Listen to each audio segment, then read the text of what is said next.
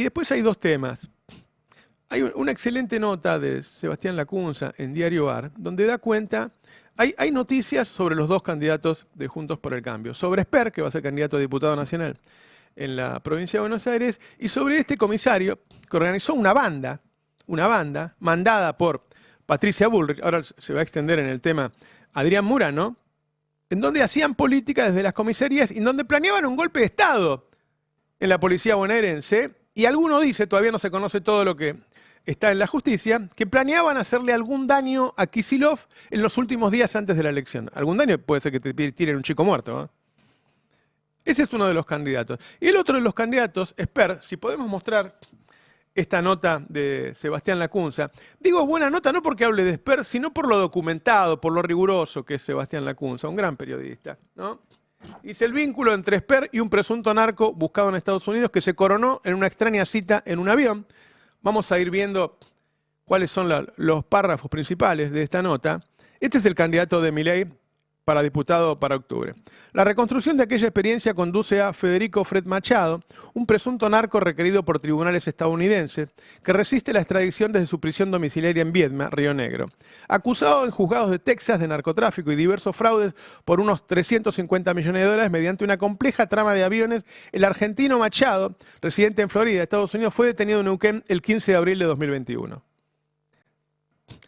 Una investigación de Diario AR, que incluyó consultas a una decena de fuentes vinculadas a la campaña del Frente Despertar de 2019, constatación de documentos e intercambios escritos da cuenta de que el vínculo de Esper con Machado no fue meramente ocasional, ni se redujo a algún viaje en avión y el préstamo de un vehículo. El acuerdo concretado en marzo de hace 6 años comprendió el uso libre del segundo avión de la flota de Machado durante la campaña y fondos en dólares como aportante estelar del Frente Despertar. De nuevo, por favor. Primero, está diciendo que es buscado en varios juzgados de Estados Unidos por narcotráfico por 350 millones de dólares. Después de eso, Lacunza dice que tiene bien probado, bien chequeado, que no es que nada más que hubo un viaje, sino que tiene un acuerdo, tuvo un acuerdo con este narco, Esper, que incluía el uso libre de un avión para la campaña y fondos en dólares como aportante estelar del Frente de Esper. Y dice, tampoco es cierto que el acercamiento de Machado haya sido asumido plenamente como el de un inversor interesado en promover una candidatura liberal.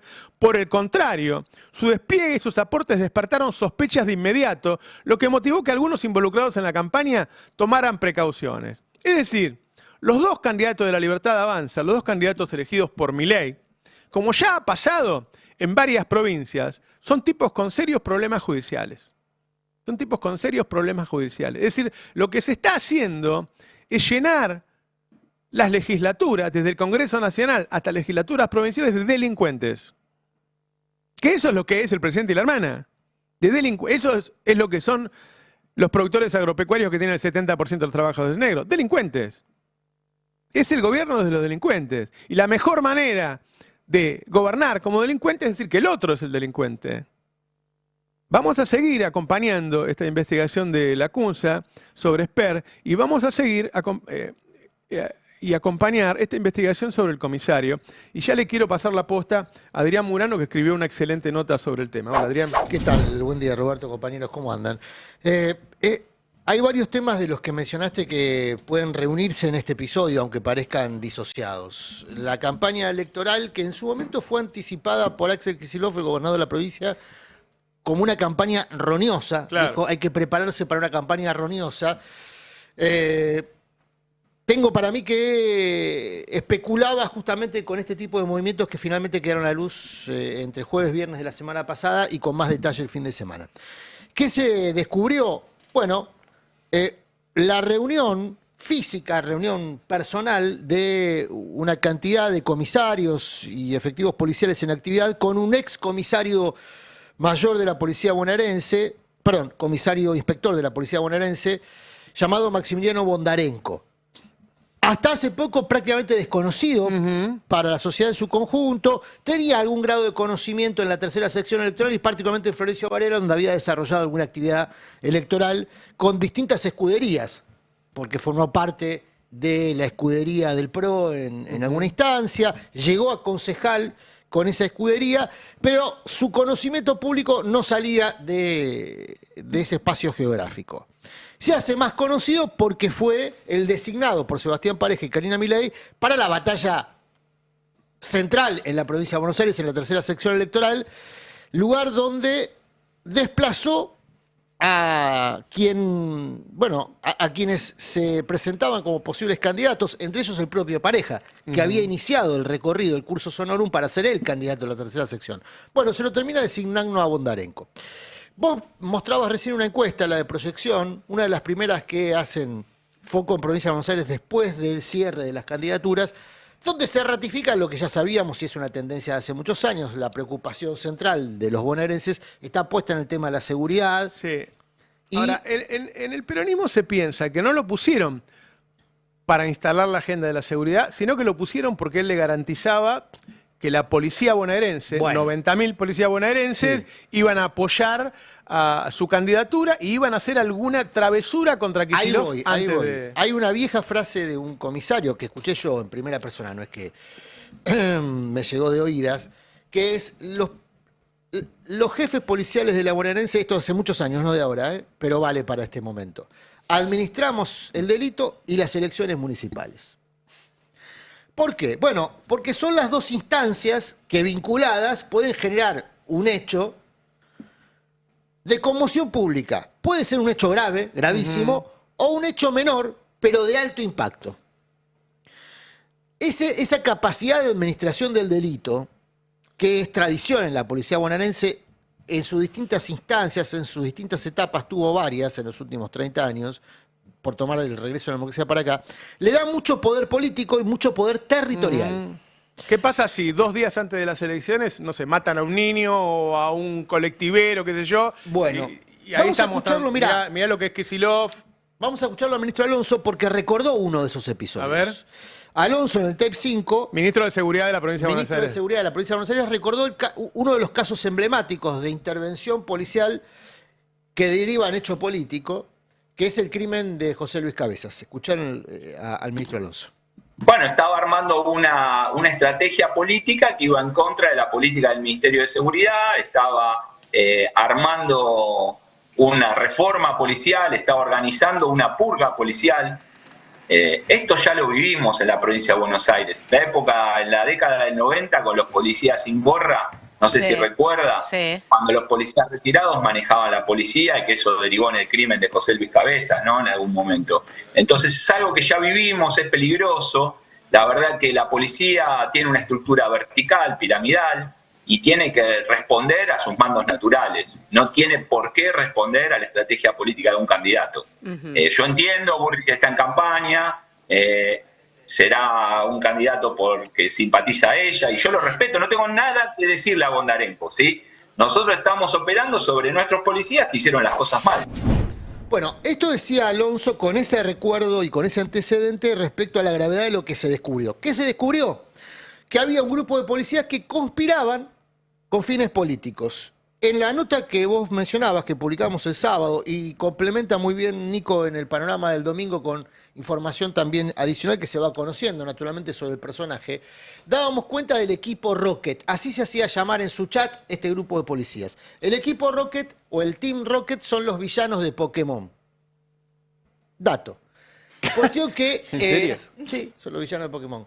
El equipo Rocket en ese chat intercambiaba, entre otras cosas, reconocimientos por acciones realizadas. ¿Qué acciones? ¿Qué tipo de acciones? Redacción de proyectos relacionados con la seguridad. ¿Para quiénes? Para legisladores del PRO, del ámbito comunal o del ámbito provincial, e incluso vínculos con figuras nacionales como Patricia Bullrich. Ajá. Vínculos que están reconocidos en ese chat, que fueron aportados, creo que tenemos para ver. O sea, son policías de la provincia de Buenos Aires que en vez de responder a sus mandos, responden a Patricia Bullrich, por ejemplo. Bueno, ahí vemos justamente como en uno de estos chats, estos son chats que están incorporados al expediente, lo estamos mostrando, y en uno de estos chats, Borja, que es el más activo, es un policía en actividad, pero aparte el más activo en el grupo, es quien reconoce a los recién ingresados, habla de Maxi en relación a Maxi Bondarenko como uno de los mentores de este grupo, y habla de las reuniones con Patricia Bullrich. Hay un De detalle hecho, en este chat que lo remarcábamos el viernes, que es que, hablando de sí mismos, dice que estuvo en una reunión con Patricia Bullrich, Bondarenko, y dice, cada palabra que mencioné fue el claro reflejo de lo que me transmitieron y de lo que somos. Buenos policías, entre comillas. Sí. ¿Eso se llaman a sí mismos buenos policías? Entre comillas. entre comillas. Claro. Si faltaba alguna prueba de este vínculo estrecho entre este grupo de policías, Bondarenko y la ministra Bullrich, bueno, la propia ministra Bullrich, que como defensora del grupo dejó mucho que desear, porque entre otras cosas usó una coartada bastante curiosa. Dijo que fueron en realidad a reunirse para comer un asado, o se reunieron para comer un asado. Hacía una defensa explícita del personaje de Bondarenko y de este grupo de policías llamados Equipo autodenominados Equipo Roque. La vemos a Bullrich en el tape número 6, donde ofrece la coartada del asado. El asado se hizo en la casa donde de un policía en actividad cuyo hijo, él es el padrino, y a la vez él es padrino del hijo del policía a donde fue.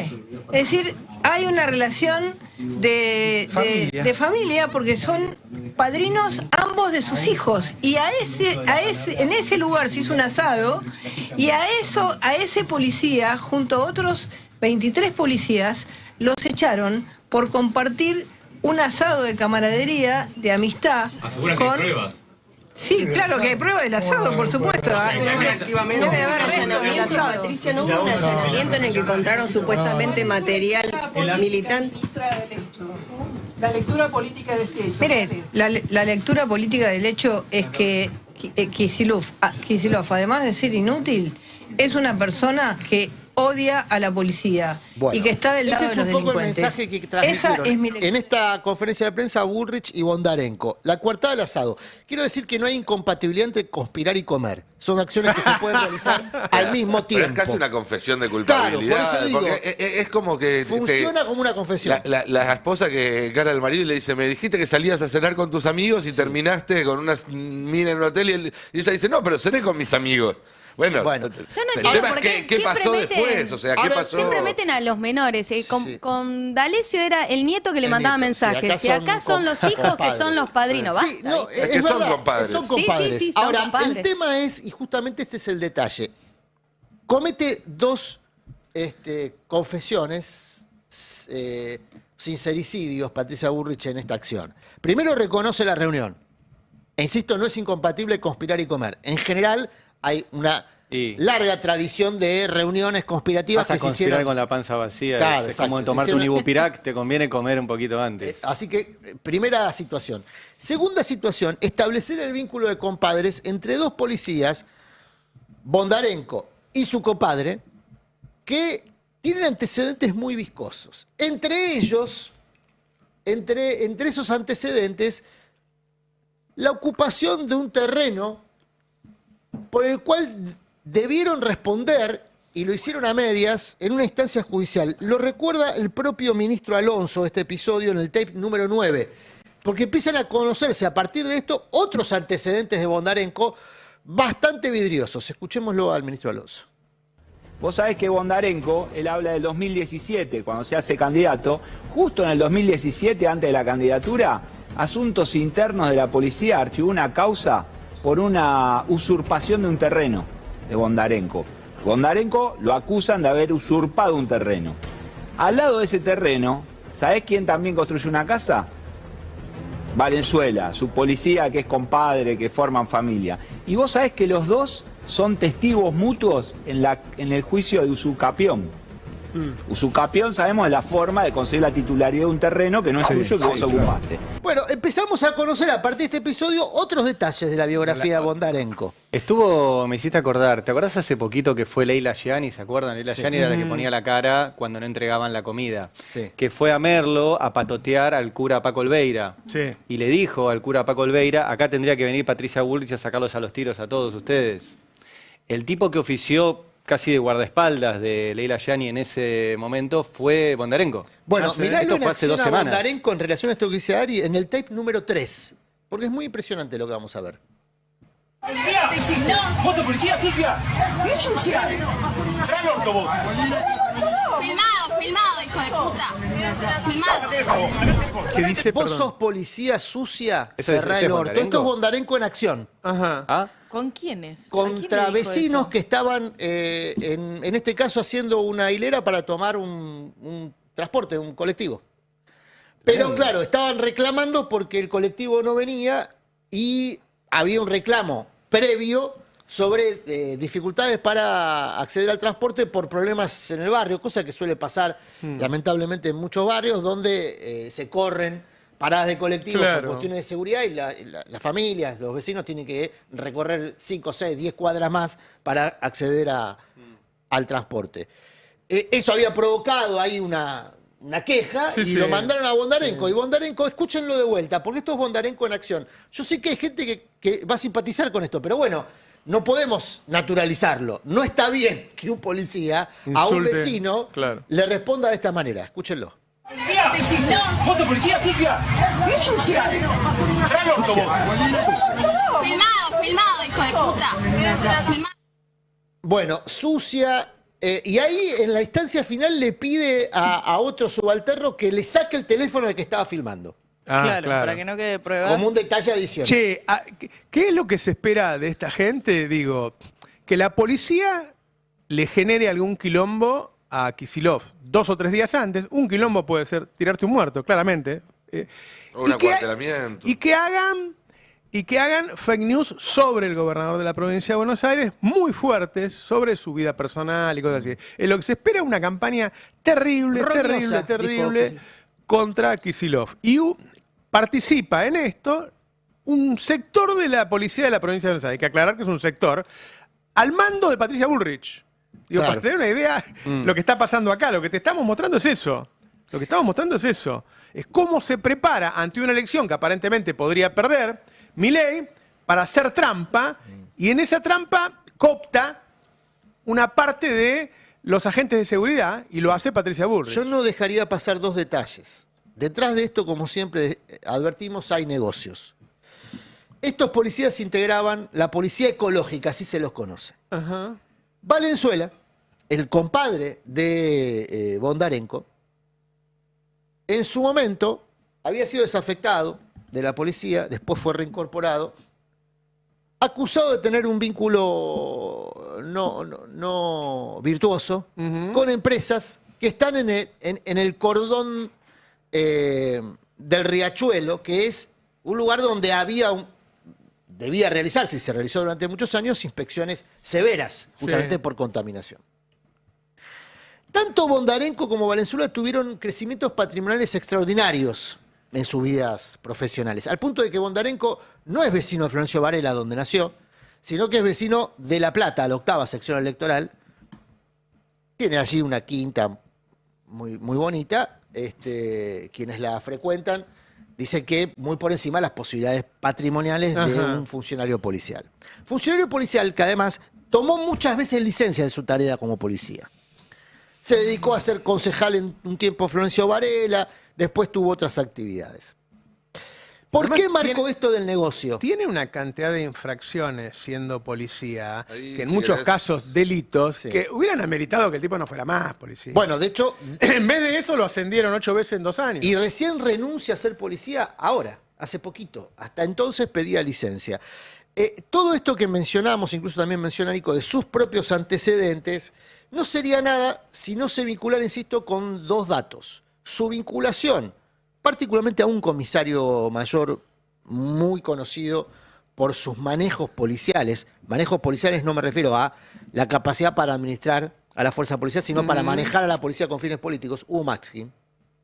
Maxkin, que fue el policía de Vidal en la policía bonaerense, Sí, sí. y fue el padrino policial de Bondarenko. Esto es muy importante porque Maxkin nunca ocultó sus intenciones de ser figura política en la provincia de Buenos Aires. No le dio para ser figura política con electorabilidad, lo que no significa que no tenga relevancia política en la provincia. Es un hombre a que se lo suele consultar para este tipo de tareas.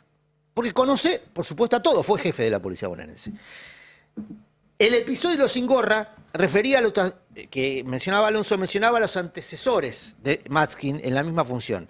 Ramón Oreste Verón, el más conocido, Pedro Klotzik, el jefe de la maldita policía, que en su momento quedó expuesto, entre otras cosas, con el crimen de Cabezas. Quiero cerrar con esto, con esta imagen.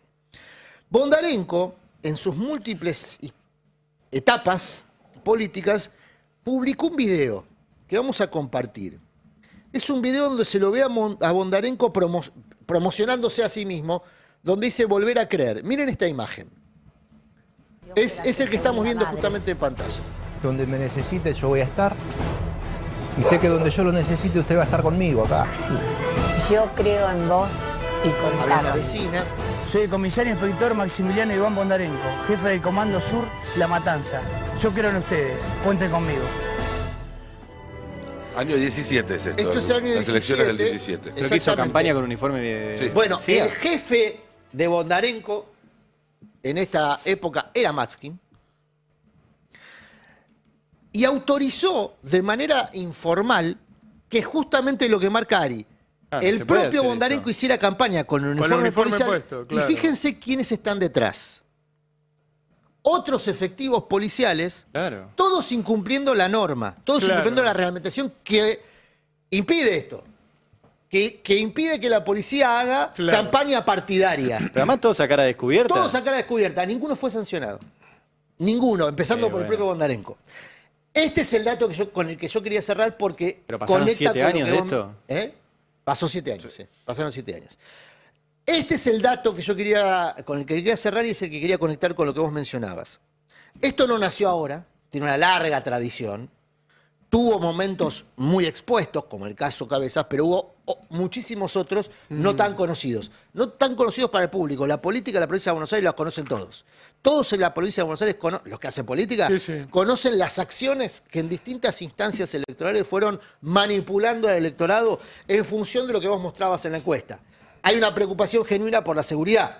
Claro. Genuina digo porque, aunque sea mucho, poco, menor, aunque las estadísticas digan que la provincia de Buenos Aires no es el baño de sangre que se presenta. Son dos cosas distintas. Una cosa es que no haya más asesinatos que antes. Y otra cosa es que no haya preocupación. robo. Claro, por eso la preocupación es genuina porque todos quisiéramos vivir más seguros. Claro. Ahora, sobre esa preocupación que puede ser genuina se monta un sistema de manipulación que involucra fuerzas policiales, que son los que administran el delito. Y esto lo digo con mucha responsabilidad. Pero aparte, con conocimiento de causa.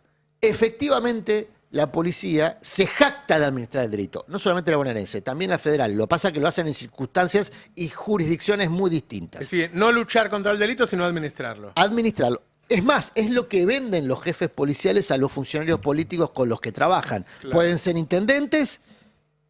Me consta un intendente que le pidió a un jefe policial que le tirara a los chorros del límite municipal para allá. Y pasó. O sea, los chorros operaban hasta una avenida específica y de esa avenida hacia un municipio no, y de esa avenida hacia otro municipio sí. Eso pasó. Todo el mundo lo sabe en la provincia de Buenos Aires. Se naturalizó, y esto forma parte del problema, se naturalizó como esas cosas que no se pueden modificar, ¿viste? Eso que está galvanizado. Bueno, Bondarenko lo que hizo fue ponerlo a la luz, en toda su dimensión, incluido la dimensión patrimonial del involucrado. O sea que esto que contás ahí de que un intendente le dice vos afaná acá en la ciudad al lado y no acá. Una vez un periodista de policiales en la tele cuenta, dice, asesinaron a un tipo, qué sé yo, en ocasión de robo, voy a decir, hace 10, 15 años de esto, ¿no? En Quilmes. Y yo digo, no fue en Quilmes. Fue en Lanús. No, porque tenemos pauta en Lanús. Dice, pero además eran chorros de un lugar que fueron al otro porque el intendente los mandó. O sea, él tenía toda esa historia. Claro. ¿Entendés? No, y después está el que quiere vender el que quiere vender camaritas. El que quiere vender En camaritas. general hay claro. robo en el municipio que se está negando a comprar camaritas. Ahora, estamos viendo... Y después el interés político. Nico viene diciendo hace rato que acá el tema de fondo es la democracia, ¿no? Hoy tenemos otra funcionaria de Estados Unidos acá, que es la que se encarga de sacar a patadas a los extranjeros, incluso a los nacidos en Estados Unidos, de Estados Unidos. Y digo, las cosas que están haciendo con inteligencia artificial, el movimiento de la policía en la provincia del Este, está mostrando que van a hacer cualquier cosa. Sí, Está mostrando que van a hacer cualquier cosa. Definitivamente, y además hay que destacar, después si querés entramos en los detalles de esta visita, pero ya desde hace 15 años por lo menos, desde el levantamiento contra Rafael Correa en 2010 en Ecuador, que se viene estudiando cómo en América Latina las fuerzas policiales reemplazaron las fuerzas armadas como si se quiere, el ariete ofensivo en los intentos de golpe de Estado. Con de golpe Rafael Correa, con Lugo, creo con también. Evo, Claro. también con Zelaya en Honduras. Y vos sabés que ni hablar en el caso de Brasil, a Mariel Franco lo mata un policía. Un policía. La mata un policía. Entonces, sí. Perdón, quería aportar un detalle más en relación a esto que decís, porque está tan imbrincado todo que Bondarenko termina de fichar. Yo decía, hasta hace poco se lo conocía como una figura del PRO. Hasta hace poco, hasta el año pasado, se lo conocía como una figura del PRO. En realidad pegó el salto antes porque él en el 21 ya está con Manes en la interna contra En realidad Santilli. fue en la interna, ahí hizo Él un fue, error de siguiendo cálculos. él fue siguiendo a Pareja a donde fue Pareja. Bueno, Pareja estaba en el PRO, sí. Después saltó con Monzó al Santilli, al manesismo, y ahora está... Y ahora... Manesismo es existe. Bueno. Sí, sí, manesismo. Perdón, la interna contra Santilli en Ojo la con el provincia de tema Buenos Aires. Manes, Manito, eso que es nos lleva a otro lado. No. ¿Cómo fichó Bondarenko con la Libertad Avanza para ser candidato? A través de la designación de su esposa en la ANSES. Y esto abre otro canal, que es el uso del PAMI y la ANSES para... El domingo en Te Toman por Boludo vamos a mostrar cómo utilizan el PAMI y el ANSES para las elecciones. Muy interesante. Gisela da Silva, que es la esposa de Bondarenko, fue primero designada en la ANSES de Florencio Varela y después Bondarenko acepta la candidatura. Esto de cargos a cambio de pase no es la primera vez, porque él en 2015, cuando por primera vez se acerca al PRO, pide licencia a la policía para asumir un cargo en el RENAPER. Es decir, él pasa al PRO con un contrato en la mano. Vamos con Belén para hablar del otro lado. ¿Qué es lo que está haciendo Fuerza Patria, se supone, para ganar las elecciones? Sí, Fuerza Patria está con una estrategia, se están ya reacomodando después del cierre de listas. Lo más importante y donde van a hacer foco, y ahí es donde también va a estar muy presente todo esto que contaba Adrián, es ganar la primera y la tercera sección electoral. Las dos tienen más o menos 10 millones de votantes de los 17 millones de votantes. Ganás esas dos zonas, digamos, y muy probablemente ganes la provincia de Buenos Aires. Así que puntualmente de los tres popes de Fuerza Patria, digamos, de Máximo Kirchner, Sergio Massa y Axel Kicillof, el cargo de gobernador de Kicillof lo hace salir mucho más al centro, al eje del debate y a confrontar directamente con Javier Milei. Lo que tienen propuesto es que todas las semanas mínimo hagan un acto en la primera y un acto en la tercera. ¿Qué es la primera sección y qué es la tercera sección electoral? La primera es el norte del conurbano, si se quiere, Pilar, San Vicente, todos esos distritos. Y después la tercera sección electoral es... hasta ¿Llega hace hasta poquito... Vicente López la primera? Sí. Claro. Sí. Primera y tercera es todo el conurbano. Se divide, claro. Entre el río y el... O sea, lo que oeste, rodea la capital. Exactamente. Claro. Del río para del Hasta río 3 de del febrero. norte hasta 3 de febrero es primera y todo el resto hasta el río de nuevo es tercera. Es el anillo del cordón del conurbano. 19 distritos tiene la tercera sección electoral y también van a hacer una visita al interior de mínima. Pero sobre todo mucho foco en estos dos distritos porque, primero, la tercera históricamente la ganó el peronismo, era la lista que iba a encabezar Cristina Kirchner, bueno, finalmente ya se sabe que no puede estar, pero van a ir de fondo en eso, van a repetir un esquema parecido al del que era en 2023, digamos, va a seguir Kicillof poniéndose la campaña al hombro, porque ellos tienen que, miraba los números, tienen que... En 2021, volver a sacar más o menos como para sostener dentro de la legislatura los cargos propios, arriba de 39 puntos en la primera sección electoral, eso es lo que sacó el Frente de Todos en ese momento, y en la tercera sacó 45,6, que te da 8 cargos de los 18 diputados, y en la primera te da 4. Con eso ganó la provincia, Kicillof. Sí, esta es la primera que se desdobla, digamos. Acá igual estoy mirando lo que sacaron en esas secciones electorales. Pero en el 21, no en el 23. Sí, en el 21, porque es lo que vos revalidás ahora. que también es lo que La Libertad Avanza, saque el número que saque, probablemente se anuncie victorioso. ¿Por qué? Porque casi que no pone nada en juego 4 años atrás. En realidad le va a comer todo el electorado al PRO. Digamos, en el 21, por ejemplo, La Libertad Avanza ganó un poco 4 cargos en la primera sección electoral, pero en la tercera fue mucho menor. Estamos hablando de eso que tiene Milei. También lo que van a hacer foco es en la campaña a Milei, directamente una confrontación directa, ese desdoblamiento, esa discusión en cada uno de los distritos. Difícilmente se logre porque se va a nacionalizar inevitablemente teniéndolo a Kicillof confrontando además con Milei, digamos. Estás hablando de esos dos modelos y estás empezando a decir que se necesita de la fuerza de todos para poder frenar. Que también se lo ve como una primera contienda de acá a 2027, como más factible que sea el candidato del peronismo. Yo vi notas en todos los medios. Milei y Kicillof, hasta hace poco no se hacían ese tipo de notas, como que la confrontación en el país hoy es esa. Veremos cómo le va en esta elección. Hay un spot, el segundo spot que lanzó Fuerza Patria, que es el tape número 3. Vamos a verlo, que ahí van a ver que ya este siembra más esperanza, si se quiere, convoca al electorado a que vaya a votar, y ahora les explico esto de las candidaturas testimoniales, cuál es el objetivo. Vamos a verlo. La fuerza, la verdadera fuerza, está acá abajo, en los pies que caminan, en las manos que siembran, en los brazos que levantan, en las máquinas que aguantan, en los cuerpos que aguantan, en lo que vibra y resiste, en lo que cae una y otra vez se vuelve a levantar. Está acá, entre nosotros, con nosotros. Es la fuerza de la patria.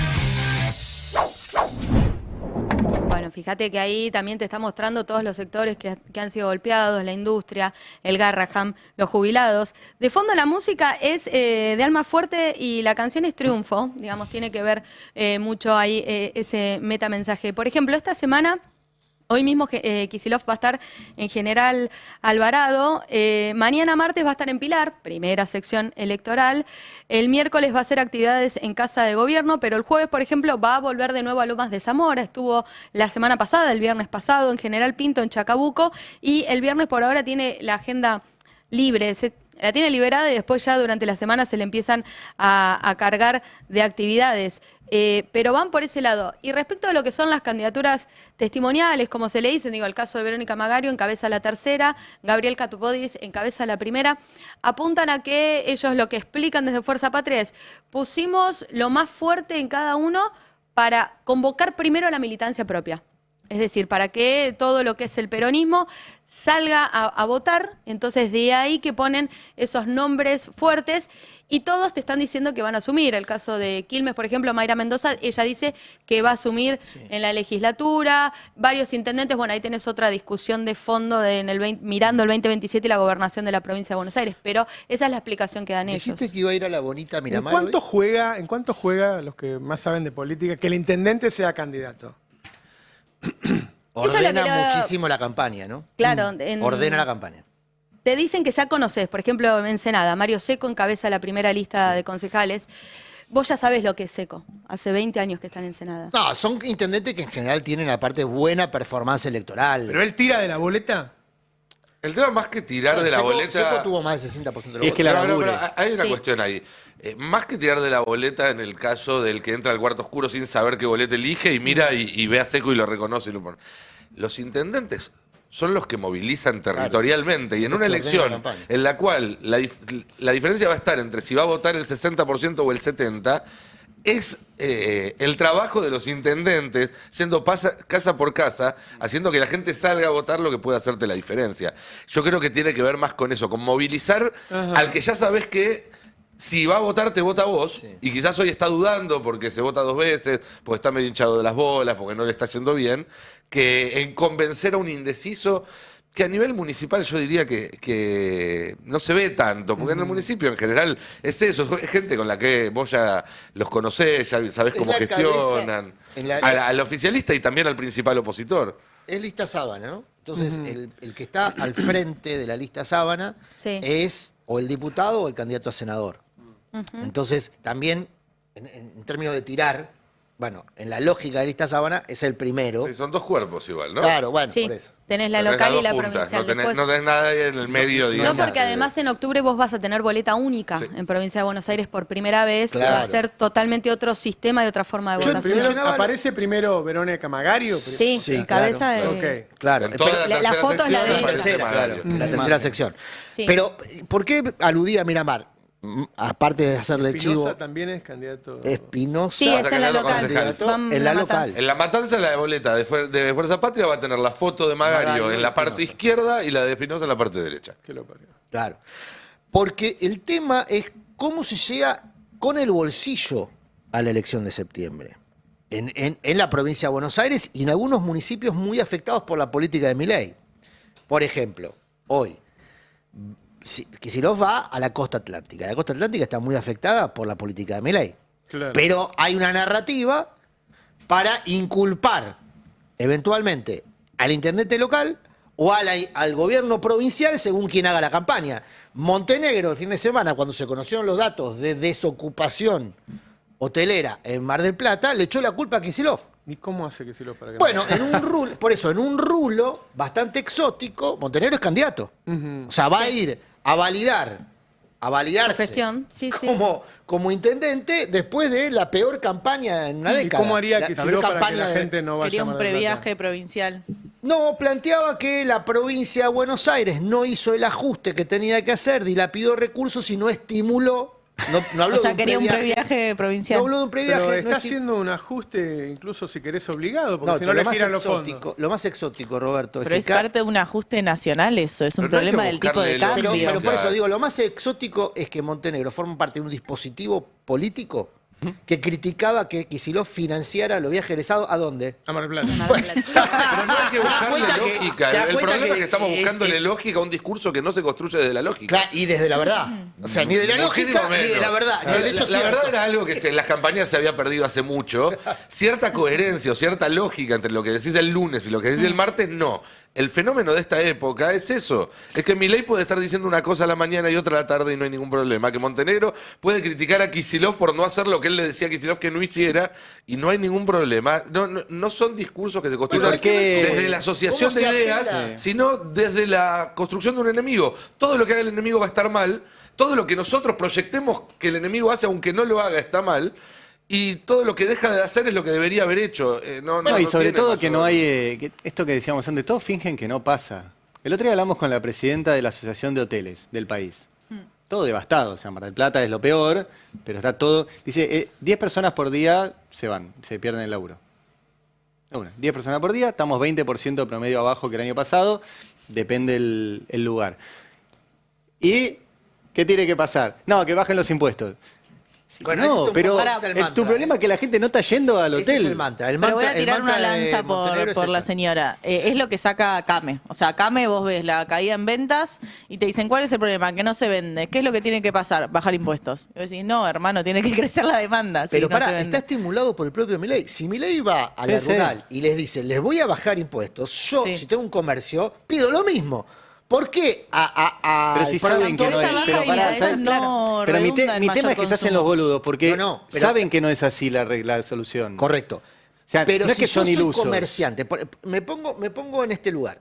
Yo soy comerciante, tengo una actividad económica. Sí, pero no vendés, es distinto. No, o sea, está bien. el tema acá es que Pasa se hacen lo los mismo con las distraídos, retenciones, no la que re- no saben. No. Pasa lo mismo con las retenciones. No, pero ¿Vos la te pensás retención que la venden igual la No, soja en algún sí, momento. no, pero vos te pensás que no saben que eso tiene impacto en precios. No Saben les perfectamente importa tiene impacto eso. en precios. y que Pero tiene para, impacto- pero para la propia está bien la baja de la retención. Bueno, es lo mismo entonces el comerciante. no es lo mismo porque el comerciante sabe que no vende. Es distinto. No lo el sabe sojero porque- vende igual. Mirá lo que decía la chica. Está peleando la chica del rentabilidad, no kiosco, vender. Ari, la chica del kiosco, yo la pasaría en loop. ¿La Todo el kiosquera? día en loop. El A hotelero la chica piensa del que la kiosco. próxima ¿Por qué? campaña seguramente va a ser mejor y que si le bajan los Claro. impuestos va a sobrevivir hasta la próxima campaña. Pongámosla, buscala de nuevo a la chica del kiosco porque eso es Creo que, Karen creo que le Tex estamos 3, dando mucho. No la son kiosquera. ilusos, no es gente ilusa. No son Hace esto hace ilusos. mucho tiempo. No, pero viven... Sabe que el problema no son los pero hay un impuestos. sentido común que está muy interiorizado por buena parte Oíme, de los comerciantes, de los pequeños El tema empresarios. de que no la les inflación entra por nadie. emisión. Siguen repitiendo eso, cuando en este momento la base monetaria está creciendo más que nunca y está planchado el dólar, con lo cual la prueba es decir, bueno, ¿cómo te están planchando la inflación? Planchándote el dólar, no la emisión, porque la emisión creció un montón, porque si vos pagas tasas de interés tan altos, tenés que emitir para pagarlas. Sí. Y lo repiten igual, y lo repiten todo. Pero por eso, pero pará, mi punto, eso yo lo entiendo, es más complejo de entender, etcétera. Ahora, el comerciante sabe, vos fuiste comerciante, o sea, ¿de qué vivís? De vender. Si no entra nadie a comprar, no importa que te bajen los impuestos, no importa cuánto de la inflación, si no entra nadie a comprar, no hay discusión. Uno no sabe, de todas maneras no tiene mucha importancia discutir si el tipo entiende lo que está diciendo o no. A mí lo que me llamó la atención, en serio, es esa chica, que para mí es representativa de mucha gente, que piensa que en su kiosco no vendía porque algo hizo mal ella. Y en ningún momento del tiempo que estuvo hablando dijo, bueno, qué sé yo, todo el mundo está mal. No tuvo la capacidad de contextualizarlo. Si te parece, la vemos, parte de la revisamos. Cada vez que hay un gobierno de derecha, siempre la culpa es de uno y no de ellos. Sí, después es es el peronismo. Hay depresión en vez de revolución. Claro, entonces después, porque pasa esto, y perdón, ante que te corte, digo, lo he visto en todos los que son congresos y demás, que va Kicillof y habla con los empresarios, se los dice en el cara a cara.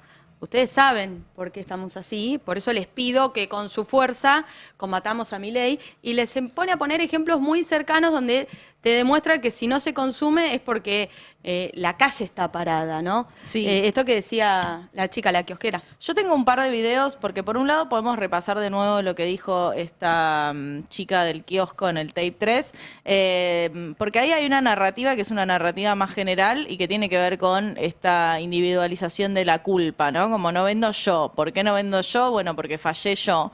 Si te parece, la escuchamos un rato, porque después tengo otros videos de otras vendedoras que ahí sí dimensionan un poco más la parte colectiva. No es que yo no vendo, no se está vendiendo en general y soy una caída más de esta crisis económica.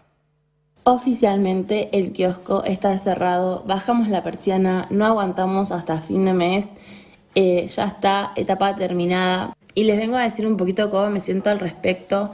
Yo sé que la situación está difícil, yo sé que no hay ventas, yo sé, pero a veces cuesta no tomártelo personal, a veces cuesta no ponerte a pensar qué hice mal, en qué fallé, era yo. Yo sé que todos tienen las ventas bajas, pero realmente vender nada, o sea, veníamos vendiendo aunque sea lo mínimo indispensable, agua, galletitas, no sé, lo básico. Y de golpe y porrazo no entró más nadie al kiosco. O sea, se cortó. Eso mínimo que vendíamos, se cortó. Y ayer desarmando todo pensábamos, qué yeta. O sea, ¿seré yo? ¿Por qué cambió todo en tan poco tiempo? O sea, yo veía, estábamos desmontando todo, guardando toda la mercadería, todo.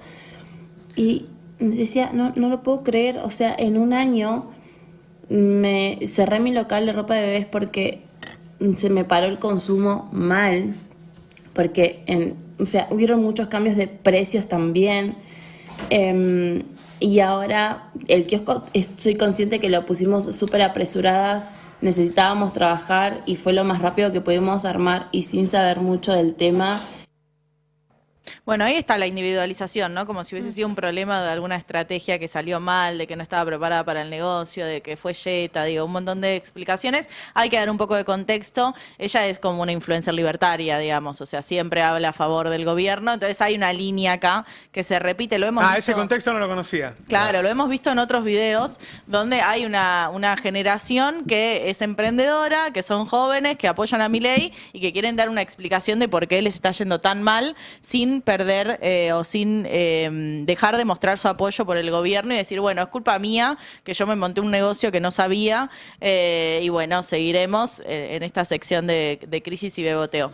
¿Puedo agregar un poco de...? Yo no voy a criticar a nadie por bebotear, chicos, yo uso Instagram. No, pero el filtro de las pecas... No sos vos, soy yo. No, claro, es la red social. Para darle un poco de contexto, cuando se dice que entre las características del neoliberalismo es que deshace los vínculos sociales y nos vuelve más individualistas, la lectura más obvia que se hace es leer individualista como egoísta, que es solamente una parte de la explicación. El individualismo también llega al punto de creerte que vos sos el único responsable cuando te va mal. Está bueno. Esta idea del emprecariado, al mismo tiempo sos emprendedor, pero también te estás precarizando a vos mismo, porque vivís en condiciones verdaderamente muy precarias, porque no tenés redes que te atajen si te caes. Entonces termina habiendo una desresponsabilización de quienes deberían estar garantizando una vida digna para todos, que es la política, es el Estado, para responsabilizar a cada individuo por sus decisiones. Yo pienso que el peronismo tiene que hablarle a estos jóvenes emprendedores y ofrecerle cosas concretas. Y entre otras cosas, yo diría, ofrézcanle cierto asesoramiento. Cuando fuiste a poner el kiosco, diste vuelta 10 más nada alrededor a ver cuánta gente había que tenía kiosco, viste el poder adquisitivo que tenían, viste el momento, si habían cerrado 16.000 kioscos, era un buen momento para abrir kiosco. Iba a decir eso, me parece que la macro podía explicar un poco más. Claro. ¿Tenés más que Sí, no, y también esta idea, ¿no? De la venta o la narrativa de tu propio jefe. Bueno, en el kiosco está claro, sos tu único empleado. Entonces hay una cuestión ahí que tiene que ver con los problemas de la época. En el Tape 4 tenemos una vendedora que sí hace un análisis un poco más generalizado de por qué no está vendiendo. Qué triste es estar en tu negocio y tener las estanterías vacías. Miren, esos huecos que están acá. Saqué ya 3 estanterías. Es una mujer en un almacén todos esos mostrando. huecos. Esta es la realidad que estoy viviendo yo. Vi en varios comentarios de algunos videos como que esto es fake, que es inventado. No, es la realidad y no me pasa a mí sola, lamentablemente. Estoy acá desde las 8:30 de la mañana y hice 3 ventas. Creo que no llegué a vender ni 10.000 pesos. Y acá también... menos beboteo en esta, ¿viste? Y estaba más triste también. Claro, ¿no? Está un poco más preocupada. De tener su propio local vacío y su propio local vacío porque no vende. Y parte, lo decía el Tano, ¿no? El que dice, bueno, tenés que bajar el precio. ¿Cuál es la idea libertaria? Bueno, si no vendés, baja los precios. Bueno, baja los precios, pero no repone el stock, justamente. Entonces, ¿cuánto tiempo le queda a ese local antes que defina que es mejor cerrarlo y pasarse a algún trabajo de plataformas, ¿no? Lo que ofrece este capitalismo del siglo XXI. Entonces, hay un contexto muy complejo donde todos los emprendedores y gente que trata de zafar y generarse su propio laburo, bueno, son los primeros que caen de esta crisis económica. Y respecto a lo que decías vos, Roberto, me parece que es una idea muy piola esta, ¿no? De acercarse a esta gente, pero no solamente por la parte objetiva de darles una mano para que eventualmente su emprendimiento les vaya mejor, sino también para que sientan que tienen algo alrededor. Porque parte de lo que hay que deshacer es esta idea de que cada uno se vale a sí mismo. De soledad, claro. Más allá de que quizás esta chica necesita un poco de asesoramiento para iniciar un negocio, otro necesita asesoramiento para armar su currículum, conseguir un trabajo, y un tercero necesita asesoramiento para hacer los trámites que necesita para cobrar la pensión que le corresponde. El factor común de todos esos, y lo que después define si vas a votar o te quedás en tu casa diciendo son todos una mierda, es si sentís que estás solo y que nadie va a hacer nada por vos, o si sentís que del otro lado hay alguien que te puede tender una mano. Sí, después, que además a veces es más vemos, sencillo. claro. Es bancarización, o sea, son cosas muy de base que no están en las bases. Entonces, a veces ni siquiera son políticas recontra caras y profundas, sino que tiene que ver con inclusión financiera. Yo creo que tiene que haber una enseñanza incluso antes de que abran el negocio, ¿no? Porque decir, bueno, ¿por qué abrió un kiosco? Dicen, ¿por qué no vendo? Yo me preguntaría, ¿por qué vendería? ¿Por qué la gente vendría a mi negocio? Esas son las preguntas que te tenés que hacer. O dicen, voy a bajar los precios si vendo más barato. No, lo que tenés que hacer es comprar más barato. Hay un montón de cosas que la gente no sabe, que no tiene idea cuando lo va a abrir, que compra con mucha ilusión, se come los ahorros, que incluso en muchos casos son indemnizaciones, porque no tiene alguien que... Y ahí tiene que estar el Estado, enseñándoles. Pero no todo el mundo tiene ni vocación, ni capacidad de emprendedor. Pero hay un ánimo de época que quieren hacerlo. Bueno, ahí hay un tema. Bueno, adaptar la política a eso que quieren. ¿Que quieren o que es la única opción que tienen? Claro, porque la economía de plataforma... Yo creo que es porque la gente gana tan poco que ese bajo sueldo lo invita a decir... Al fin y al cabo, ¿qué arriesga, flaco? Exacto. Si vos ganás 2 monedas.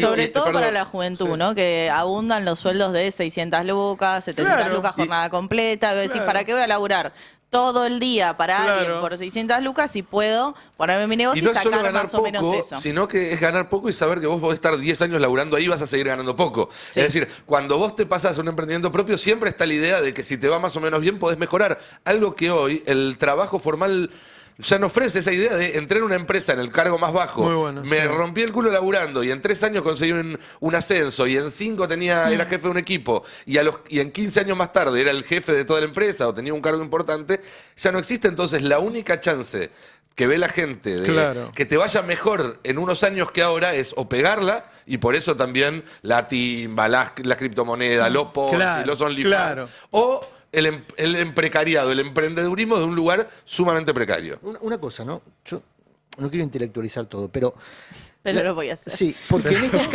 este caso, no, es que en este caso, la economía de plataforma es un modelo globalizado, ¿no? Entonces, cuando se analiza en términos globales. Ahora, después, cada economía tiene sus realidades. Argentina tiene un mercado chico. Es un país importante en términos de dimensión geográfica, de posibilidades. Vos aludías a lo que mi abuela decía, tenemos los 4 climas, tirás una semilla y crece. Es cierto, pero eso no hizo de la Argentina un país potencia. ¿Por qué?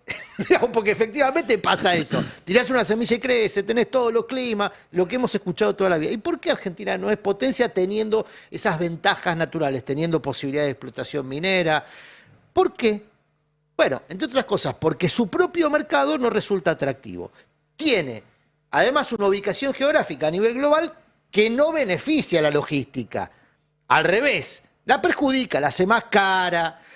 Es Ahora, imposible- nosotros necesitaríamos ser 200, 300 millones. Pero no y la gente somos. enseguida empieza a putear, el boliviano, el peruano, no- claro, ¿Y exactamente, qué no- quiere que hagamos? no que somos. tengamos 25 hijos cada uno. La forma de poblar es que vengan Por de eso, afuera. no, pero aparte, ¿qué es lo que vio Perón? Que la forma de alcanzar un mercado interno vigoroso es a través de los ingresos. ¿Por qué? Porque ya veía en el año 50, 45, no hace 10 minutos, que había otros mercados que eran más atractivos en la región. Claro. Brasil. Claro. Y el desarrollo... Pues si somos solo 50 millones, que consuman los 50 millones. ¿Qué hizo Perón? Vamos a tratar de hacer un acuerdo de abastecimiento al mercado más vigoroso, que Brasil lo tenemos al lado, vamos a producir para ese mercado, pero vamos a mejorar las condiciones de compra del mercado interno, Claro. porque es lo que vigoriza la producción. Porque eso es un proyecto nacional. Esto no es un proyecto Exactamente. nacional. Entonces, si vos aplicás los modelos globalizados de análisis o de gestión globalizados, neoliberalismo en los 90, economía de plataformas ahora, la vas a chocar irremediablemente. Si tu problema, si vos crees que tu problema es reducir el mercado, porque si vos echás gente del Estado, que es un proveedor de empleo y por lo tanto de ingresos, si vos los echás, y mucha de esta gente está de acuerdo porque considera que ahí hay un enemigo, porque sí, lo sí, odia, sí. odia al empleado Sí, sí, público, claro. y lo echás y lo celebrás, y después pones un kiosco, ¿a quién carajo le vas a vender? Si estabas celebrando que echabas al tipo que después te iba a comprar el alfajor. Bueno, eso para mí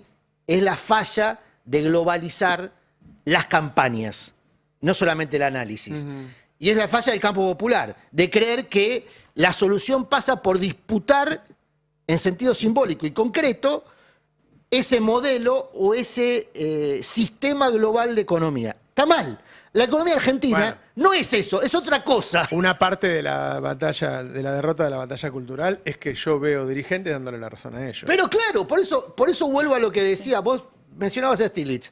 Lo dijo Álvaro García Linera hace 3 meses o 2 meses, mucho más clarito que Stiglitz. Muchachos, si ustedes, Campo Popular, le hablaba a los dirigentes propios del Campo Popular y se lo hablaba a los propios de Bolivia que están en un quilombo enorme, dice, si lo que va a hacer el Campo Popular es admitir que para obtener el equilibrio fiscal era necesario un ajuste, cagaste. Claro. Pero acá lo Porque el tuviste a equilibrio fiscal lo Roberto tenés Arias. también mejorando los ingresos. Hace 2 semanas Roberto Arias felicitando al gobierno porque tiene superávit fiscal, sin Che, hablar de los jubilados, sin empezamos hablar de diciendo nada. que Es eso. el tema, ellos mantienen la inflación baja porque pisan el dólar, pueden pisar el dólar porque nos endeudamos. Los únicos que nos prestan plata son los norteamericanos vía FMI.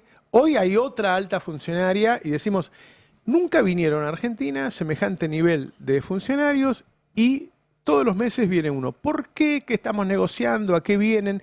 Hoy la que viene tiene que ver con las deportaciones en Estados Unidos. ¿Está bien lo que digo? La que viene depende cómo la llame. El nombre de ella es Kristi Noem. Su cargo oficial es secretaria del Departamento de Seguridad Interna. Se le podría decir la Patricia Bullrich de Donald Trump en algún punto porque Ajá. ocupa un cargo análogo. Ahora la estamos viendo acá en esta imagen. Esto fue del fin de semana que a Milei le hicieron el cuento del tío y le vendieron un viaje a Mar-a-Lago para una foto con Trump que nunca llegó. Bueno, tuvo su foto con Kristi Noem, ex gobernadora de ¿Por qué tiene la carpetita de apego? Eso la tiene tenía siempre. en Estados Unidos. La lleva a también. todos lados. Para la juventud, el apego es lo que tienen los bebés. Vieron que tiene un osito, se van a dormir con un trapito, qué sé yo, porque lo siente como que es familiar. Bueno, él necesita tener la carpetita porque si no le agarra un ataque de nervios. Sí, y ahí lo vemos en la foto con Mi tío tenía una Kristi Noem. carterita de apego. Una carterita como Ever Ludueña. Claro. Decíamos, es la ministra de Seguridad Interior de Estados Unidos, pero desde ese lugar se ha convertido en una de las funcionarias más importantes del gobierno de Trump.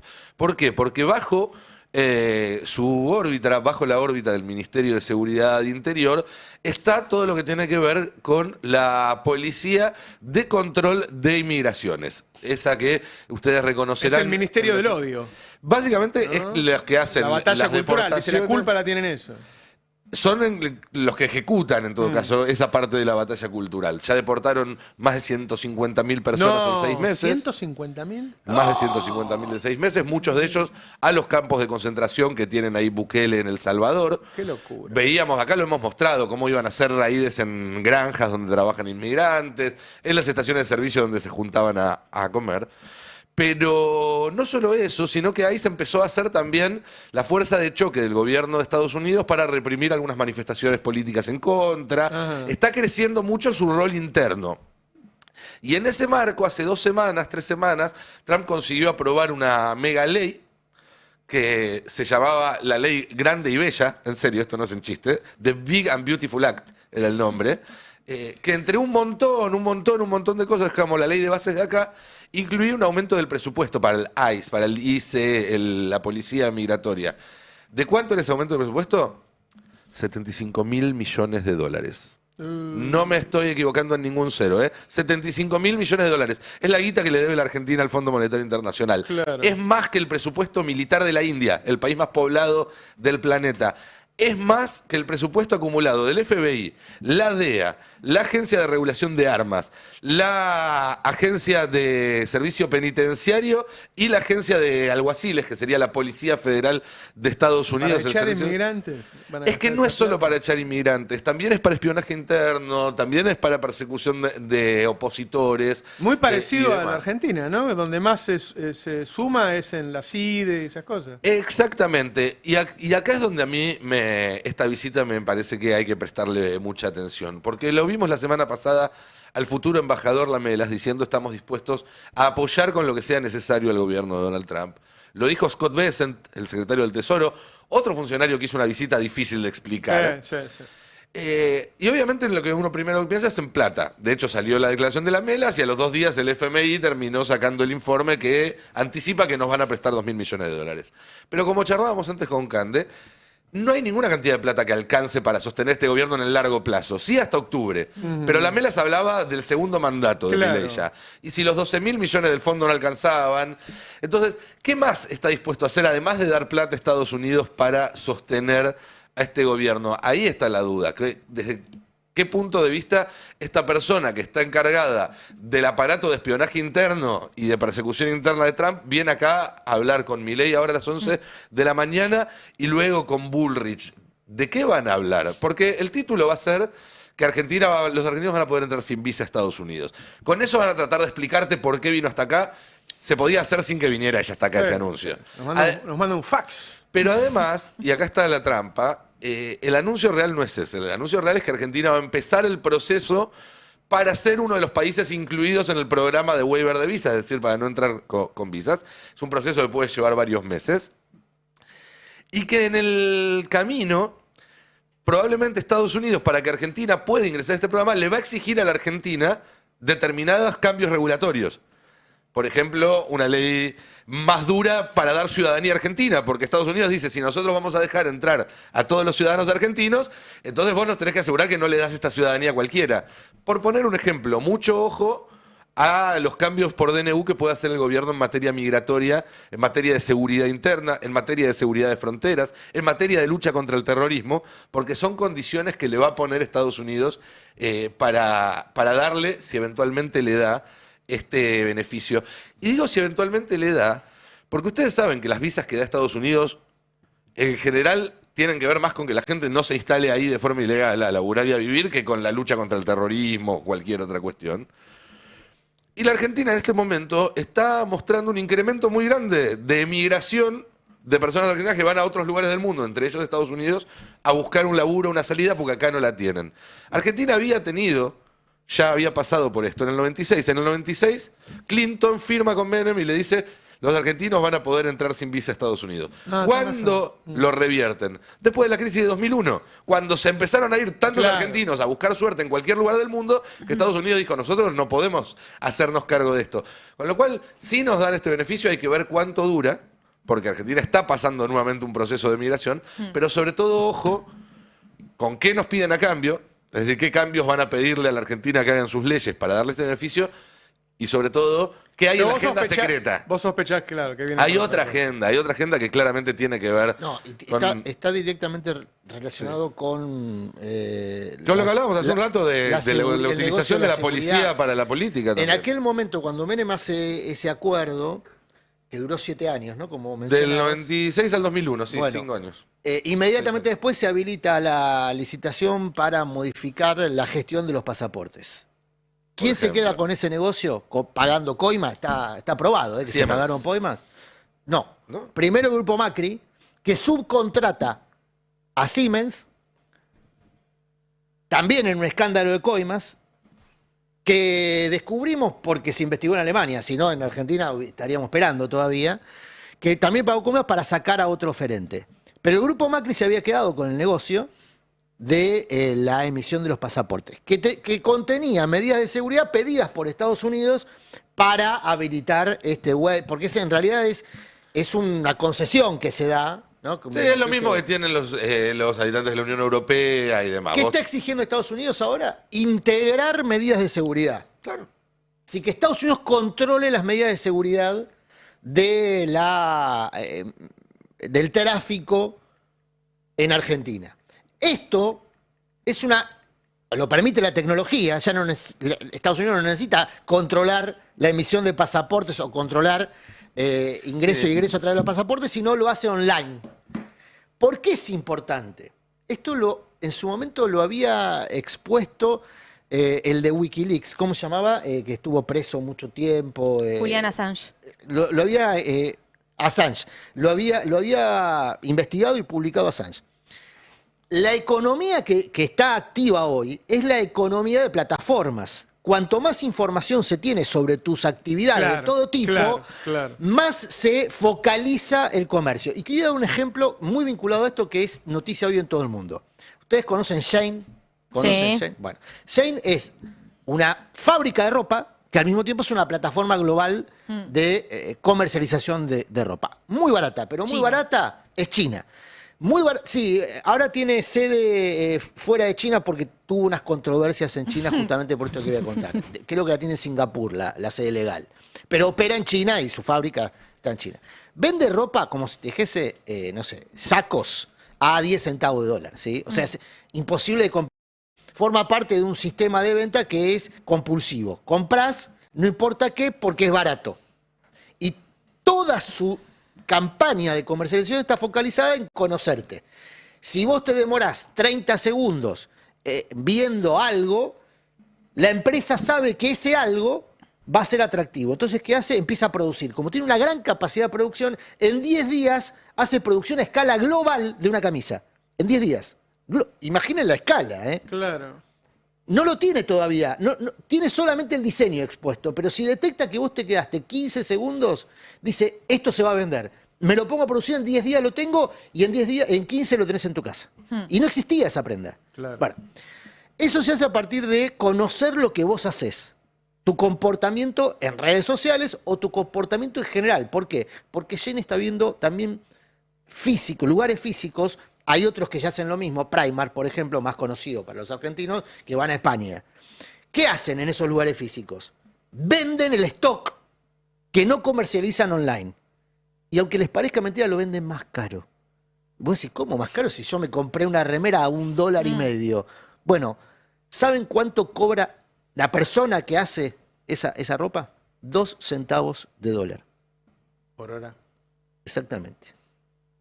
Sí, hay muchas denuncias de Shane. ¿Dónde? Bueno, ¿En qué país? Shane tiene sede en China, China insular, Ajá. y también en los países del entonces denominado Tigre Asiático, que básicamente se apalancó así, armando una confluencia entre Claro. países para abastecerse. Eso es lo que quieren replicar en Argentina cuando te dicen, no lo quieren replicar conscientemente. Si vos hablas con alguien que te dice hay que bajar impuestos para ser más competitivo, industria textil te lo dice todo el tiempo, Claro. bajame impuestos para ser más competitivo, en realidad detrás de eso no hay ninguna posibilidad de competencia, salvo que vos condenes a la esclavitud a los trabajadores. Claro. Ojo que esa compuerta está ahí, ¿eh? Te voy Ahora, para mí hay que el antídoto es el que inventó el peronismo. Proteger a los trabajadores, protegiendo el mercado interno. Primero hay que ganar elecciones. Pero además no es una discusión que estás teniendo vos solo, es la discusión que está teniendo todo el mundo. Un mundo que está discutiendo justamente la relocalización productiva, qué difícil que es competir justamente con países que tienen regulaciones mucho más bajas. Es la discusión que se está abriendo en términos de rutas comerciales y nosotros estamos en Narnia. O sea, estamos en los 90 en el consenso de Washington, en un mundo que no está en el consenso de Washington. Esa discusión que vos planteás también, y ya te empiezan a hablar, lo estaba viendo en una maestría que estaba cursando, lo que es el tecnofeudalismo. Claro. Digamos, es lo posterior al capitalismo, donde la información que nosotros damos a través de las redes sociales es hoy la nueva mercancía, y esto que contaba Adrián calza a la perfección. Y digo, lo están planteando el ex primer ministro de Grecia, Sí, que arranca. Varoufakis, Sí, exacto. Y es súper interesante porque si empezamos a ponerle la palabra a lo que estamos viviendo hoy, probablemente uno empieza a encontrar esos antídotos para combatir, que es también lo que dice Adrián, ¿no? Lo viejo funciona, es cuidar el mercado interno. Pero bueno, hay que entender que hoy estas empresas se le posicionan a países. Funciona para o un nosotros, empresario para China mismo. no. Para China funciona otra cosa, por eso Claro, digo, sí. no es traspolable. El caso de Elon Musk, digo, no es menor que estas personas lleguen a donde llegaron y así porque sí. Hay todo un detrás de fondo y un backup que empiezan a discutir la democracia de los países. Estoy leyendo ¿Cuántos un tuit de empresarios pueden más? Florencia Cariñano que avisa que está parada a Sindar, que se frenó la producción entre el 26 de julio y el 4 de agosto, que hay 500 trabajadores suspendidos. Así es. No se lo ve mucho esa información, ¿no? Es que parece que lo productivo no está en escena. Y para mí también hay que leer esto de ahora la baja permanente en las retenciones, todo lo que viene pasando con la tasa de interés y los mercados financieros. Yo creo que hay que leerlo como el gobierno torciendo el brazo con distintos sectores. Milei había dicho en su momento, bueno, las retenciones son hasta el 30 de junio y que liquiden ahora porque no van a seguir después del 30 de junio. Pasaron 3 días sin que entren dólares de la liquidación porque por un tema burocrático entraron dólares con esa baja temporal hasta el 15 de julio, literal, que entraban más de 200 millones de dólares por día. Pasó eso. 3 días aguantaron sin esa liquidación de dólares y tenías a Milei en la rural anunciando ya esa baja permanente de retenciones. Ahí es un gobierno que está torciendo el brazo con el sector del campo.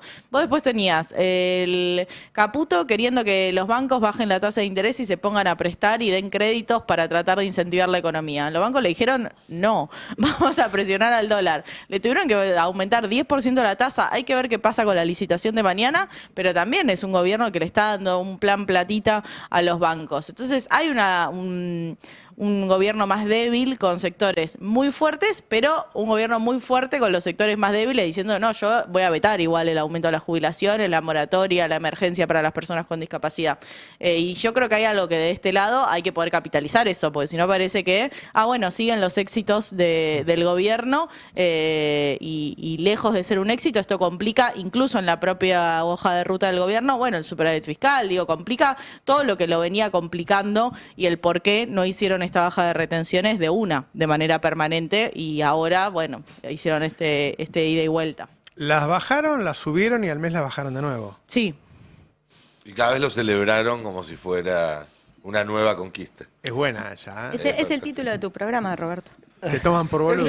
Es el cuento de la cabra, ¿no? Del rabino y la cabra. Sí. Literalmente pusieron la cabra, la dejaron un mes, la sacaron y todo el mundo celebrando. Tengo algo peor aún. En la placa 8 está este tuit de Carlos Senosaín, que es un macrista cordobés, así que el cuadro lo hizo él, no me voy a hacer cargo del cuadro, pero resume los niveles de retenciones en los distintos gobiernos, si podemos ver más grande el cuadro. Bueno, el tuit es básicamente tratar de engrandecer la figura de Macri porque Macri había bajado a cero la primera parte del gobierno. Yo enfatizaría que después fue él mismo el que las tuvo que volver a poner, estos derechos de exportación. Y pone, soy el aguafiesta del grupo y vengo a decirles que me tomé un rato para analizar la evolución de las retenciones porque veo que muchos están tirando pedos de colores con el anuncio, estoy leyendo textual, con el anuncio del Mesías. Es terminología macroeconómica, ¿no? Esto es muy técnico. Bueno, hice este cuadro que obviamente en su momento tuvo variantes por el contexto y la coyuntura de ese momento, pero llegamos a la conclusión que tanto hablar acá es medio al vicio porque son los mismos porcentajes del gobierno de Alberso. Dejen de comerse relatos populistas, gente, en este cuadrito que armé, en un pobre Excel se nota. Buen sábado.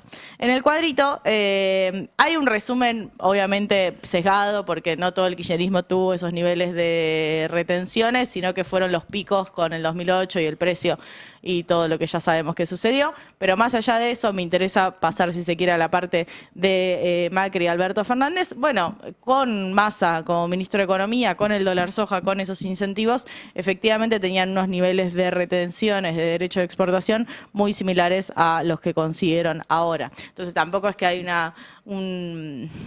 un cambio tan estructural para los derechos de exportación, pero sí una pérdida de caja para el gobierno para mostrar ese superávit fiscal y mostrárselo sobre todo al Fondo Monetario. De todas formas, ¿cuál fue el momento de mayor ovación? Los dos momentos de mayor ovación en el discurso de discursos de la Pino. baja de retenciones y el veto al jubilado. La prisión de Cristina. Ah, la prisión de Cristina, sí.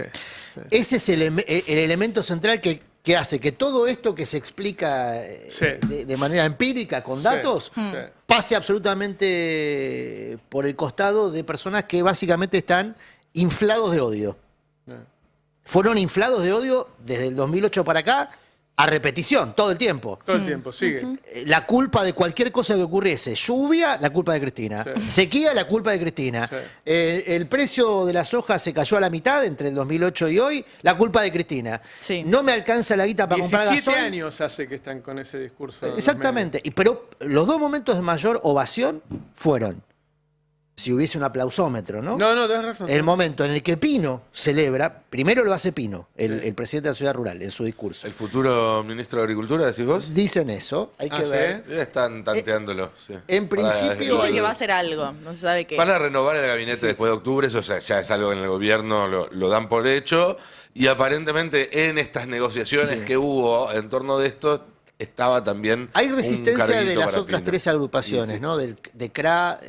de Federación Agraria, los otros tres que integran la mesa de no quieren que sea Pino porque saben que van a favorecer a los terratenientes en perjuicio de los productores. A eso se dedica Pino, ese es el laburo de Pino. Igual le dieron a la sociedad rural un detalle, este fin de semana se supo que le dieron a la sociedad rural el control de los medios públicos. No sé. No entiendo. ¿Cómo? Pusieron al vocero de Pino como director de radio y televisión pública. No. Sí. ¿Cómo pasó por abajo eso? Yo tampoco me enteré. Bueno. Y es parte también de la interna entre Karina y Santiago, porque era un ámbito donde tenía mucha influencia Santiago Caputo y de esta manera se la sacan. Algún negocio van a hacer ahí, seguramente. No me digas. Por eso digo, algún negocio van a hacer ahí relacionado De hecho, con tengo entendido que volvieron a reavivar un poco la idea de vender el estudio de ATC de Canal 7 para construir ahí. Es un predio lindo, ¿no? Es un predio hermoso. Siempre le gusta a la derecha ese predio. Es tremendo, es un predio hermoso, está frente. Pasean por ahí y lo ven seguido. Claro, salen a dar una vuelta a pasear al perro y lo ven y dicen, qué lindas torres podríamos hacer acá. ¿Qué puedo comprar? Sos terrateniente, ¿dónde tenés tu departamento? En Barrio Parque. Los más nuevos, los más tradicionales, en el corredor de Figueroa Corta, Pueyrredón. Como corresponde, la gente Yo bien. haría una torre de 15 pisos y le daría un piso a... Pero no es incompatible. Tenés el lugar para la torre, tenés el lugar para la muestra. Bueno, y el resto vivienda social, ¿no? Por supuesto.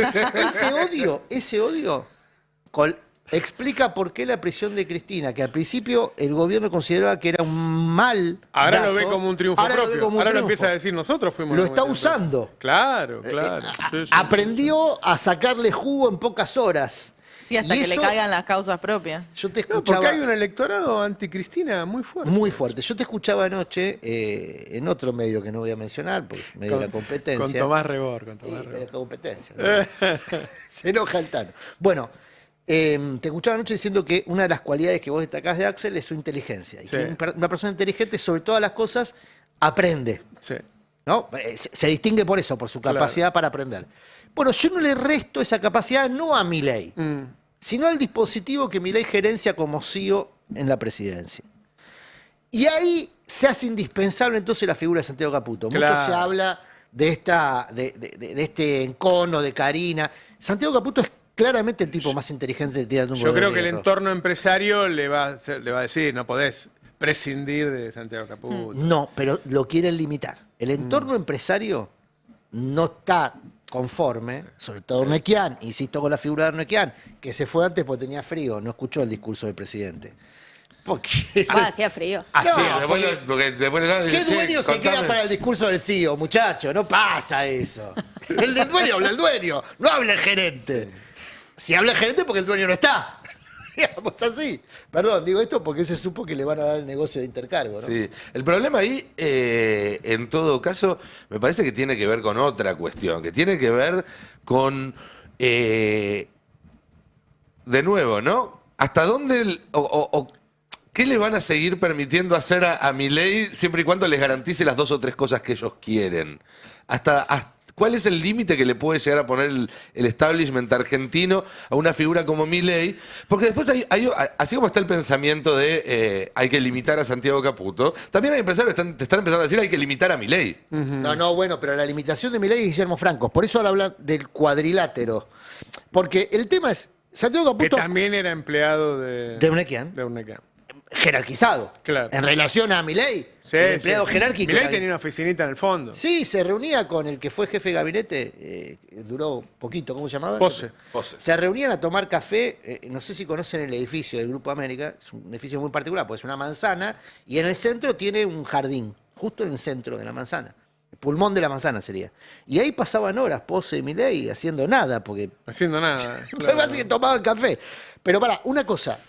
Lo limitan a Santiago Caputo, porque Santiago Caputo efectivamente tomó poder muy sensible. La CIDE, claro. La CIDE, la FIP. Entonces, Urnequian, que viene... Todos los que estaban ahí creo que estaban más preocupados por la FIP que por la CIDE. Claro. Estaban aplaudiendo el sábado. Urnequian, que viene de la experiencia de que Macri le revisara los calzoncillos, y para Urnequian es así. Macri le mandó porque no existe la división de poderes, todo eso... En la vida real nadie lo cree, Claro, son los padres, digamos. ¿no? En la vida real nadie cree que haya división de poderes, son los padres, claro. Entonces dice, Macri me mandó a revisar los calzoncillos. Claro. ¿Qué tenía Macri? La suma de poder público con la FIP. ¿Qué hacen a través de la figura de Guillermo Franco? Tratar de limitarlo a Santiago Caputo. Sin duda, el más inteligente, porque es el que aprende. Por eso yo lo vinculaba, como decía, es el que aprende. Yo veo que siempre se habla de la particularidad de Axel, que está a la vista, que labura mucho, que es austero, honesto. Yo creo que los argentinos siempre subestimamos en el momento de votar que la persona sea inteligente. Sí. No se puede votar a alguien que no es igual, inteligente. ojo, que aplique ese inteligente bien es lo deseable.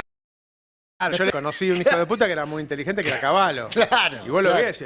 Pero esa distinción me pareció interesante. Ojo, inteligente y un hijo de puta. Claro, había una frase muy famosa de Perón al respecto, ¿no? Que dijo, he visto malos volverse buenos, pero nunca vi ningún estúpido volverse inteligente. No, es un problema. La estupidez es un problema. Y es un problema para aquellas personas que consideran que Santiago Caputo, con ese nivel de inteligencia y poder, puede ser un desafío en caso de que el viento empiece a soplar en contra.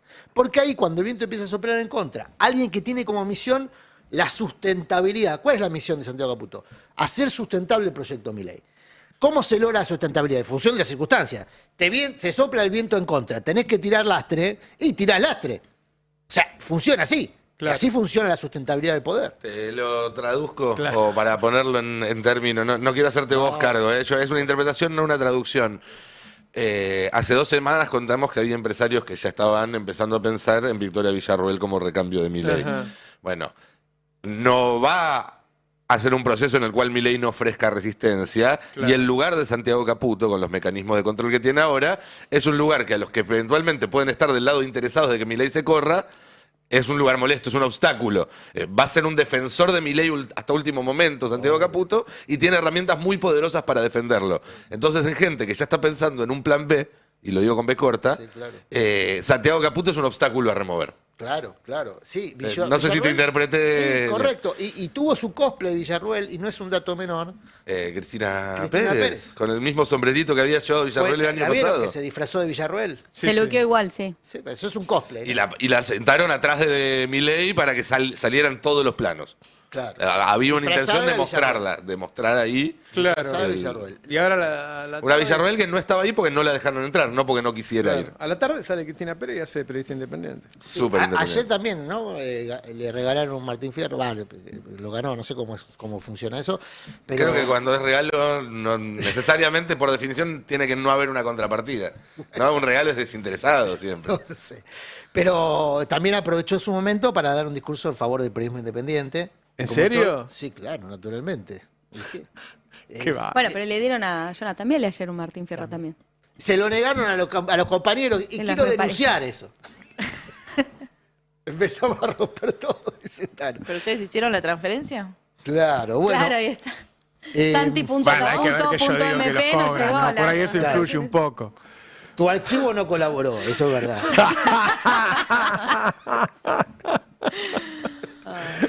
Bueno, pero es interesante lo de Cristina Pérez, porque... Los dos, lo de Viale y lo de Cristina Pérez. En serio, este es el récord de Aptra. Darle el premio a Viale, que lo vimos todos, diciéndole al presidente, y ahora que te pregunto, lo vimos todos. Sí. Y le dan un premio. Y Cristina Pérez, que el día previo a ser Me gusta mucho esa foto porque Milei con el cuaderno de apego y el frío que tiene encima es un niño, ¿no? Míralo, mira. Sí, se viralizaron un par de Y imágenes. metieron a Toto en el medio de los hermanos. Es que hacía falta un Caputo ahí para cerrar el triángulo. Otro dato de esa escenificación De hecho, salieron abrazaditos ahí arriba del auto. Había habido una foto muy famosa de sí. Santiago Caputo abrazado con Karina y con Javier Milei.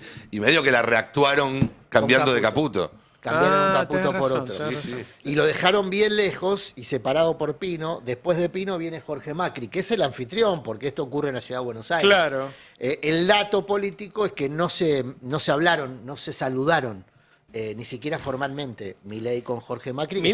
Tal vez Macri no trató de darle la mano.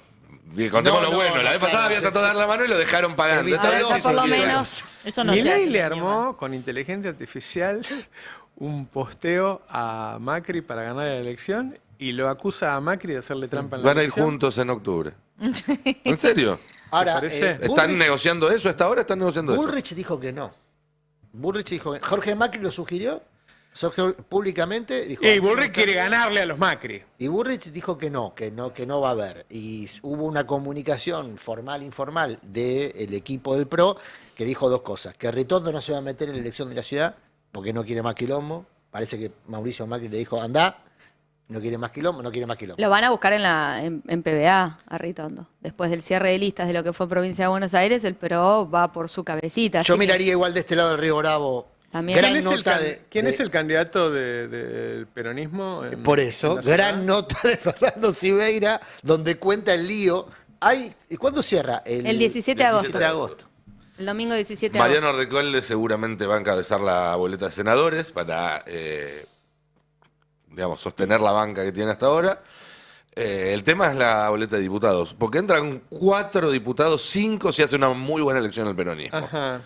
Y ahí está Patria Grande, que quiere jugar a Ofelia sí o sí. Sí o sí. Ofelia, que salió muy fuerte a jugar. Están amenazando con que si no van por la suya. Porque Patria Grande quiere que Grabois y Ofelia sean diputados nacionales los dos y que alguno de los dos encabece su boleta. O Ofelia primera candidata en la ciudad o Grabois primer candidato en la provincia. Eso es lo que plantean a priori en la negociación. Eso fue hablar Grabois con Cristina. Con la carta de si no vamos por afuera. Pero además de eso vos tenés que sostener a todo lo que es el aparato que gira en torno de Olmos, y ahí está Lamens, está Santoro, que son muy protagonistas del espacio panperonista porteño en los últimos años. Sí. Los lugares de la Cámpora, está Penaca en este momento como diputada, que creo que, no estoy seguro, El pero uso del creo plural que es el tiene lío. que- El lío es el uso del plural. Los lugares. Claro, el tema es que hay cuatro lugares y van a tener Porque que... debería haber uno para cada uno si son 4. Lo que pasa es que hay más espacios que 4. Santa Claro, hay más María, espacios. no mencionás Santa María. Santa María se Te le fal- pone... Claro, te faltan Y no los- mencioné ni a Massa ni a Kicillof. La crocante para la campaña la pone Santa María, para la campaña, para Martín Fierro. Ponele, Pero eso lo pone... Claro, Teresa García. que no aparece en el. Es una de las que suena para estar a Pero nivel en provincia, nacional. pero en provincia. Sí, Hay más sí, sí, lugares por la en provincia de para Buenos Aires, repartir. sí. En Capital lo que tiene es eso, que Claro, es son más pocos chiquito. lugares. Entonces, vamos a ver ahí qué alquimia En su se hace. momento, 2015, el acuerdo era bastante complejo porque se unificaron en ese momento 3 vertientes políticas que estaban enfrentadas. El albertismo, digamos. Cuando dijiste 2015 recién te referías al 23. No, dije cuando Alberto fue candidato a presidente. El 19. 19. ¿Por qué? Porque ahí el Frente Renovador también quería mojar el pancito. Alberto, que hacía política en la Ciudad de Buenos Aires, digamos. El Pago Chico también quería con Olmos y compañía.